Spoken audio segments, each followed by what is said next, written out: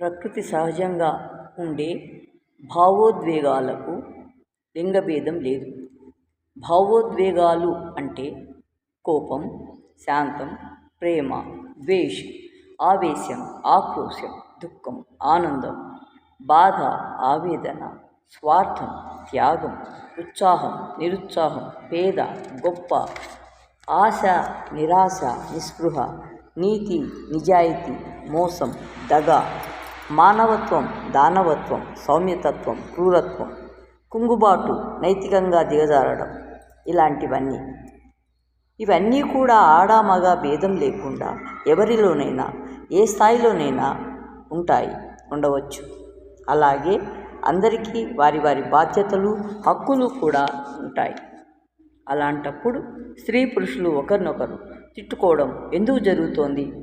ఒకరి పట్ల మరొకరికి సదభిప్రాయం లేకుండా పోవడానికి కారణం ఏమిటి అని ప్రశ్నించుకుంటూ పోతే నాకు అర్థమైనంత వరకు పరస్పర అవగాహన లోపం అనిపిస్తుంది.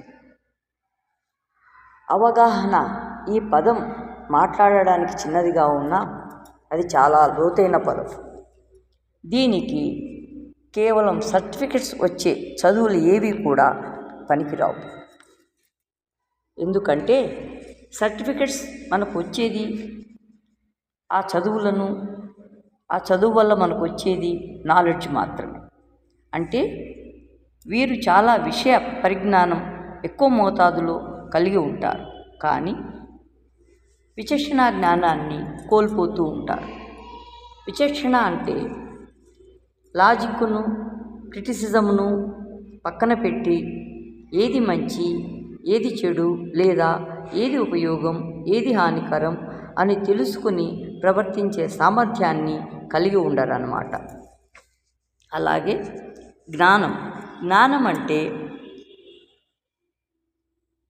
అంటే అనుభవము, బుద్ధి, ఈ రెండిటిని ఉపయోగించడం ద్వారా జరిగిన విషయాన్ని కానీ, లేదా ఒక వ్యక్తి పట్ల కానీ, లేదా ఒక సంఘటన పట్ల కానీ ఒక మంచి అవగాహనను ఏర్పరచుకోగలిగిన సామర్థ్యం అన్నమాట. ఈ రెండూ ఉన్నవారు చాలా సమస్యలను పరిష్కరించుకోగలుగుతారు. ఇది లేనివారు చిన్న చిన్న సమస్యలను పెద్దవిగా పరిగణించుకుని కష్టాల పాలవుతారు, తమ వారిని కష్టాల పాలు చేస్తారు. వీరు విమర్శలకు, తిరస్కారాలకు గురైతూ తమ వారిని గురి చేస్తూ నిరంతరం నిస్పృహ, ఆవేదనలకు లోనవుతూ అదో విచిత్రమైన లోకంలో ఉండిపోతారు.